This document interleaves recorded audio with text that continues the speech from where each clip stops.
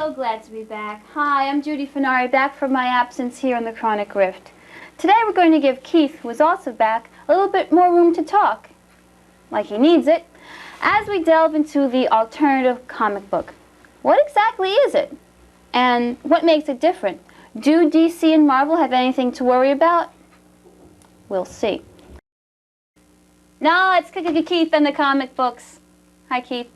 Hi, I'm Decandido, critic for the Comics Journal. This is Comic Art Commentary. Aren't you thrilled? A while back, I mentioned that Innovation Publishing is doing adaptations of Piers Anthony's On a Pale Horse and Terry Pratchett's The Color of Magic. Innovation sent us some of the artwork from those series, and it looks gorgeous. The Pale Horse art, which you should see on your screen any second, is by Michael Okamoto. The Color of Magic art is by Scott Rockwell. When I met Terry Pratchett a couple of months ago, he said that he really liked what he saw of Rockwell's art thus far. Both books, or both adaptations of the books, will be available in December. Innovation has some other novel adaptations planned. With the success of their adaptation of Anne Rice's The Vampire Lestat, they will be adapting the other two books in Rice's Vampire Chronicles series. Interview with the Vampire is scheduled for spring 1991 release and will be adapted by Cynthia J. Wood.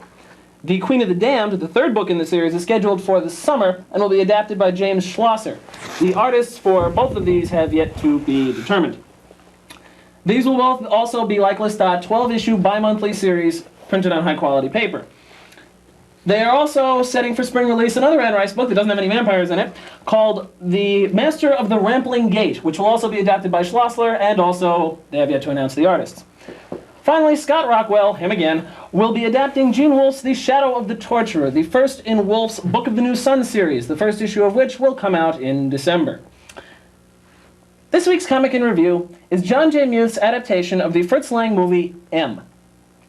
M was Lang's first sound movie, and along with Metropolis, his most famous. It starred Peter Lorre, it was Lorre's first big role, and told the story of a child murderer, Lorre, who baffles the police. It is a revolutionary film that deals brilliantly with the theme of the ordinary middle-class person as mass murderer. Muth does this work in silverpoint, graphite, pastel, and charcoal, all done on special paper. And he uses no photographs in the work except as vague reference. This will surprise some people, as some panels look just like photographs, sometimes too much like photographs. Generally, however, he manages to sustain a good balance between cinematic realism and comic art. Muth, whose most famous work was on the Moonshadow series with J.M. DeMatteis a couple of years ago for Epic, avoids duplicating the movie precisely. He seems to deliberately avoid shots from the movie that would look very good as comic panels, and he uses different faces on the characters from the actors in the movie. This is the most honest comic adaptation of a movie that I've ever seen. The art is beautiful, very atmospheric, and manages to be true both to Fritz Lang and to John J. Muth. The first issue comes complete with a floppy 33 RPM record that includes music to accompany one of the murders, and a version of Hall of the Mountain King from Grieg's Peer Gynt, which is whistled by the killer throughout most of the film. M is a 3-issue limited series, published by the Arcane imprint of Eclipse Books, 44 pages an issue, $5.95 an issue, and it's available both at comic shops and directly by mail from the publisher. That's it for Comic Art Commentary this week. Just in closing, I'd like to say that Buddy Saunders is a twit. Anybody who has read the most recent issue of the Comics Journal, the one with Alan Moore on the cover, will know what I'm talking about if they read his article in it. Anyway, when the average person thinks of comic books, he or she tends to think of superheroes like Superman and Spider-Man, something that is published by the large companies, DC Comics and Marvel Comics. But there's a whole other side to the comic publishing industry that isn't as well known, although it's been getting more attention lately. From the underground comics artists like R. Crumb in the 60s, to the young Turks like Chester Brown, Peter Baggy, and the Hernandez brothers in the 90s, these comics are alternatives to Marvel and DC. Certainly viewers of The Rift will be at least vaguely familiar with some of this stuff, since I don't discuss Marvel and DC any more than anybody else. In fact, probably a lot less than anybody else in Comic Art Commentary.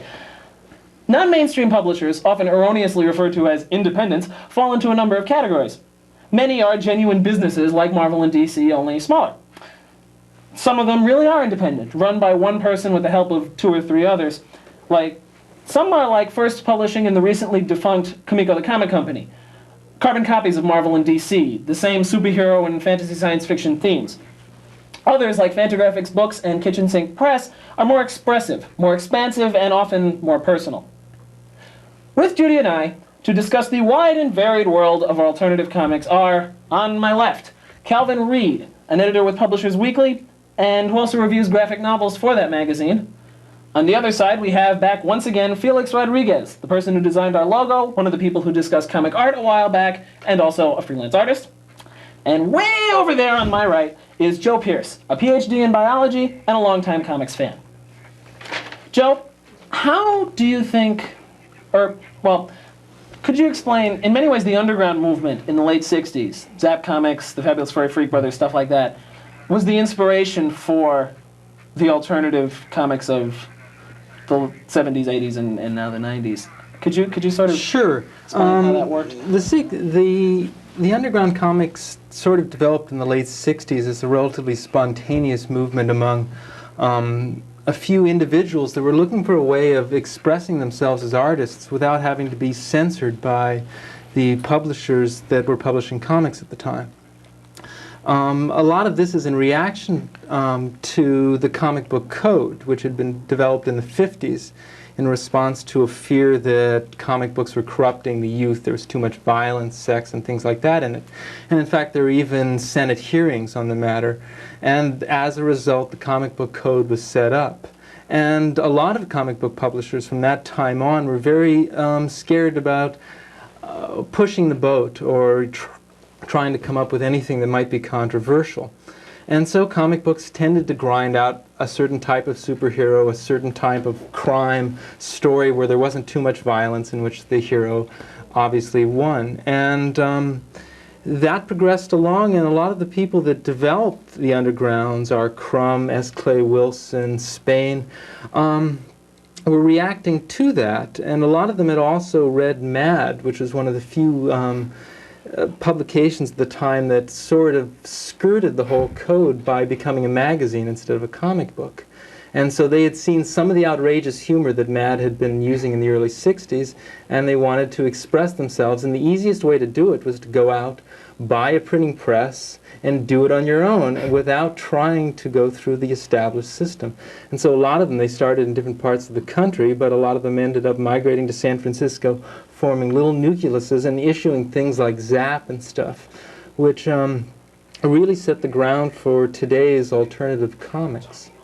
I think the Harvey Kurtzman, who in essence created Mad, has been cited as the major influence of a lot of comics artists. I remember Fantagraphics put out a thing called The Best Comics of the Decade, and they dedicated it to Harvey Kurtzman because they said he influenced just about everybody who's come around since then. Right. Indeed, some of the early Fear and Skull comics that were some of the undergrounds were takeoffs and sort of homage pieces to Mad. They used the same cover format and things like that. But not only in America, I think Felix, there's a big Japanese alternative comic book. Could you explain that for us? There have been, in the last recent years, an influx of Japanese comic books. I think it first started with the Yamato series, the Space Cruiser Yamato, after the animated series ran on TV, and a demand for it came up because there were people who were avid animated fans. So right now the most popular two have been Akira and Nausicaa, and Akira has, I think, this past month been playing in the film forum as the film, and the comic book is a little more different than most American comic books because they deal with more human flaws and human interests. They go with greed and the different interrelationships, how things change within characters. And what do you see in the American ones? It's basically the same old thing. It's such a stereotypical format that they use. If you just strip the names, mostly every superhero is basically about the same. They either have a superpower or a super ability, and they're always fighting crime and evil. And none of these ever have a floor. They always win in the end. They never have a floor. None of the main characters ever really die unless they're one of the side characters. The only one I think who ever done that to kill a couple of popular characters have been DC. But and even then, I mean, even then they come back as ghosts. Or it's something really ridiculous like what they did with the Robin thing, which is, phone in, kill a character, call now, and they voted to kill him off, and then they brought back Robin anyway. But the alternatives of their comic books range differently. They also, one of the more popular comic books have been popping up has been from Enrico Takahashi, who's done Urusei Yatsura, or some people know it as Lum, and also Fire Tripper. The also interesting thing that most of these comic books in Japan have become animated series and have become popular there. So Well, the hopefully comics industry is pretty huge. it is in tremendous. What we publish here in the United States is minute to what's published in Japan. I believe they, on a monthly basis, I think about 23,000 comic books are published a month. And considering that in Japan, one person buys a comic book, there are at least 15 to 20 people who are reading it, they pass it on. So there's actually a bigger following of the comic books. Then there. actually the sales And it's indicate. They indicated. sell pretty well, too. And they have a tendency of not falling into certain categories, except it is for children, or as they have separate girl comic books and adult comic books as well. Comic books for girls?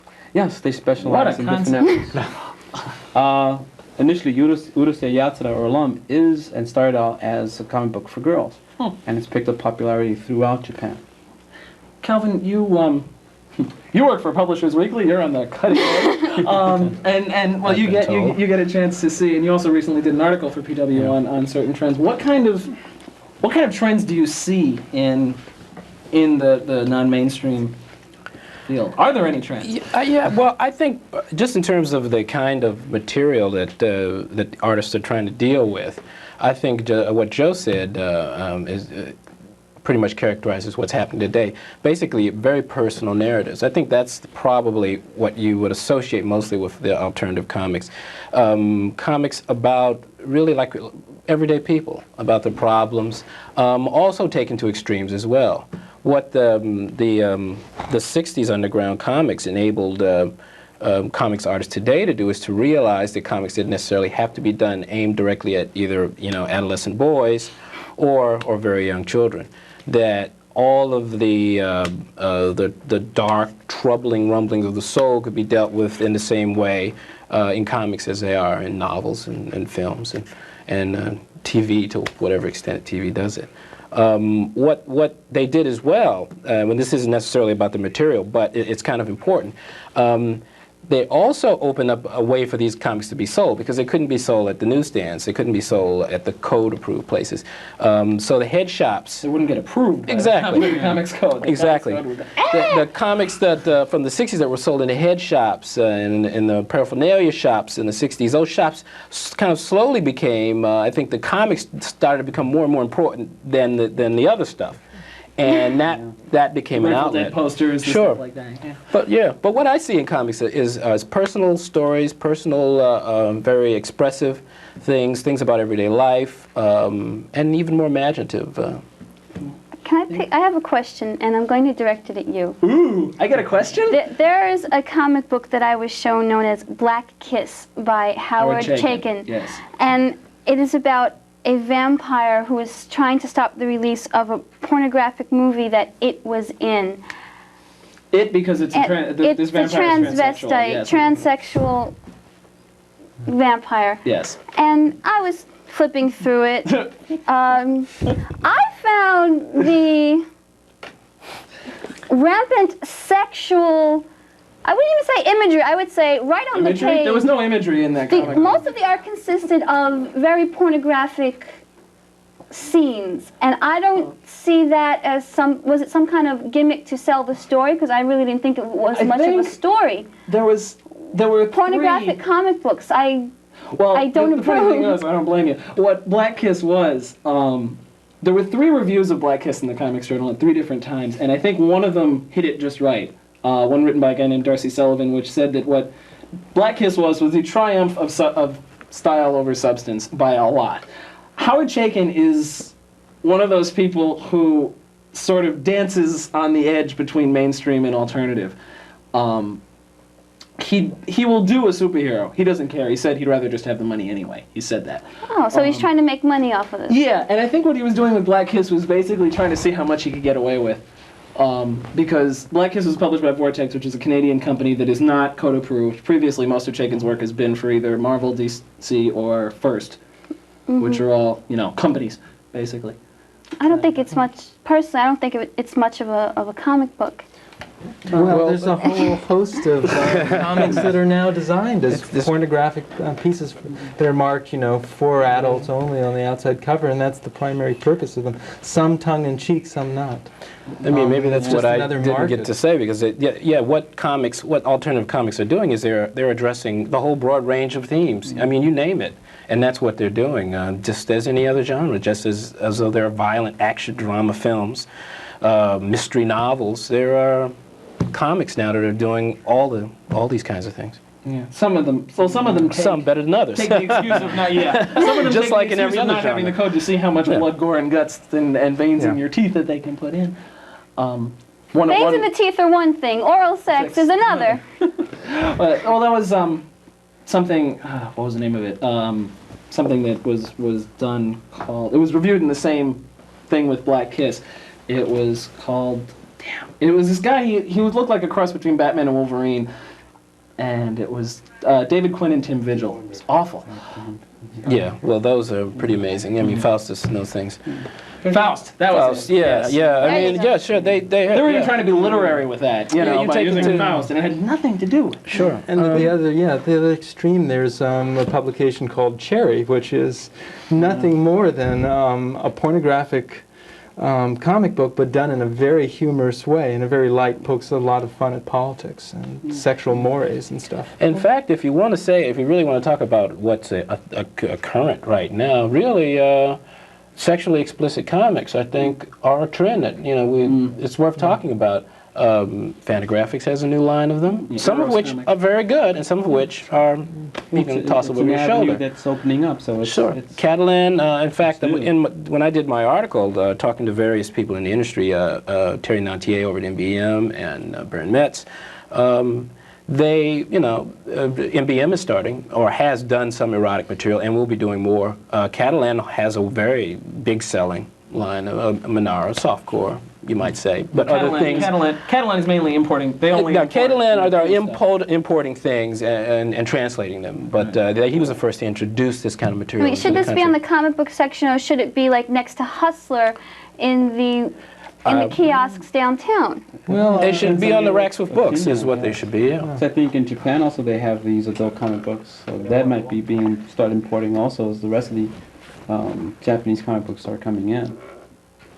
yeah, that's, Actually, that's another trend. Really, is Yeah. attempts to cash in on the Japanese craze too. I mean, Yeah. first is publishing Lone Wolf and Cub, and that's one of their big sellers right now. And that's based on it's translated from Japanese. In general, foreign comics are a big thing. Fantagraphics Anthology Graphic Story Monthly has a lot of European stuff coming in. Fantagraphics and some other publishers are doing a lot of importing and Well, translating. there's a spin-off of one of the comic books, Sagami Ito, A Lone Wolf, Right. where the hero is a fumbling fool, but it goes through his encounters with saving women and how either he fails or does get the woman at the end of the story. And those, who knows, that also might get translated and brought here. Well, if Lone Wolf continues its popularity, anyway. Well, there are comics that won't necessarily offend sensibilities that are also very imaginative. 8-Ball, Dan Close's work, and I mean humor, for instance. There's some very, very interesting, Peter Baggy's Hate. I think actually a strip that I saw that was very good. I think it's kind of spinning its wheels right now. But I Am a Gumbo, by what's his name? It's terrible. I can't remember his name. It's a Fantagraphics title. It's very funny for the first few issues. I'm not so sure about what's happening to it now. But great artwork, very funny, unusual. I guess what will happen is that the more that these alternative comics give people a different avenue of entertainment, it might improve the standards or different storylines for the regular mainstream comic books. It may not, but it gives us a different. I don't think it will. Different avenue. I know.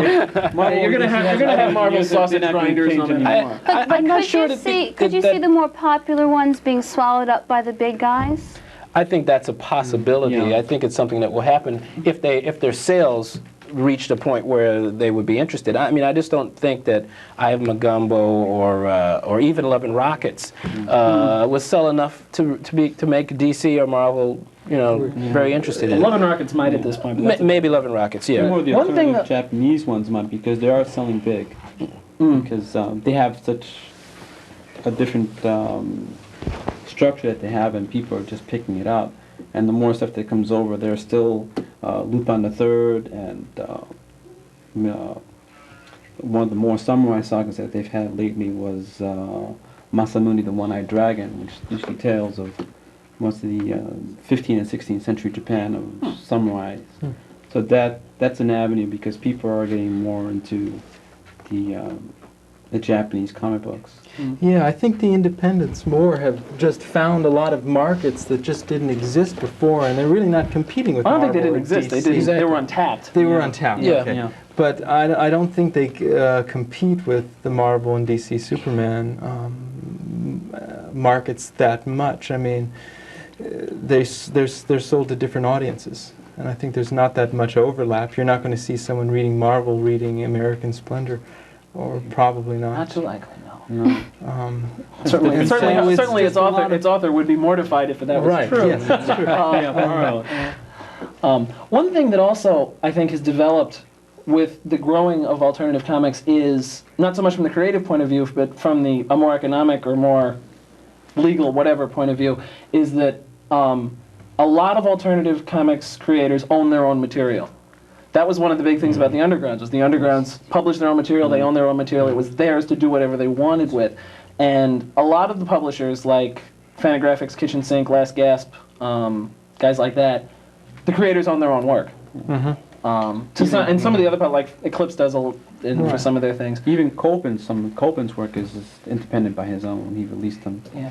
Some of his And you got bands, people like Harvey comic Picar's books, yeah. American Splendor, Dave Right. Sim Cerebus, Yeah. now Alan Moore has gone into it, is publishing their own work. Writers. Right. Well, I think they have to. I mean, you really can't. You just can't expect DC to publish something like big numbers. You know, I mean. But have you ever you know, seen seems right DC on or time. Marvel ever try to copy that kind of thing? Oh, God. Oh, yeah. Well, just don't say, oh God, yes, like for example. Well, DC, I think has tried. Marvel, I don't really see too much happening, but DC does seem to be making an effort. The Piranha Press, Right. The kind of books that they're putting out. Cal Baker has something out from them. I Hate Saturn. Marvel some other had that things. offshoot magazine that they print from John Buscema. It was sort of a mixture of fantasy and epic adventure, which didn't go only 2 issues and then it disappeared. Figures. And also, in general, if like there's some trend that pops up in some alternative comics, they will try to pick up on it, or they'll try and draw the writers in. Like William Messner-Loebs did Journey for a long time. Is it that obvious when they try to do it? Well, what happened was they drew William Messner-Loebs away from his personal work on Journey and had him doing The Flash, had him doing all sorts of stuff, and he doesn't have time to do See, Journey that's what I anymore. find insidious about DC, is that they're drawing away some talented people to work basically on superhero books. They are. I find that a little Well, they're worrisome. accepting the jobs. Well, sure. Pays more money. Everyone likes to pay the rent, yeah. But they're dragging them away from very creative work to do, well, you know. Well, they've killed a lot of stories. DC and Marvel have killed a lot of their mainstream characters. You've seen changes in some of their most popular characters, and it's just... I stopped collecting DC and Marvel almost 8-9 years ago, since they started changing all the storylines. Yeah. And I think the move presently towards supposedly more realistic themes, there's more angst in current mainstream comics, and a lot of that comes from the alternatives. To answer your question, finally. Finally! By the way, Beirut of Burma, okay. Right, is that they've tried to, it's been half-assed, but they've tried to pick up on some of those themes by attempting to incorporate them. Well, Keith, it's time to go. It is? Yep. All right. Time flies. Thank you, gentlemen, very much. Thanks a lot. And next You're week, beautiful people. Peter David will be talking about Peter David. Appropriately enough. There you go. Twinkle, twinkle, little bat, how I wonder where you're at. Up above the world you fly, like a tea tray in the sky. She's losing it, folks. Good night. Good night. This episode was sponsored in part by the Science Fiction Chronicle, the monthly science fiction and fantasy news magazine at area specialty shops. For subscription information, write to them at Box 2730, Brooklyn, New York, 11202 0056.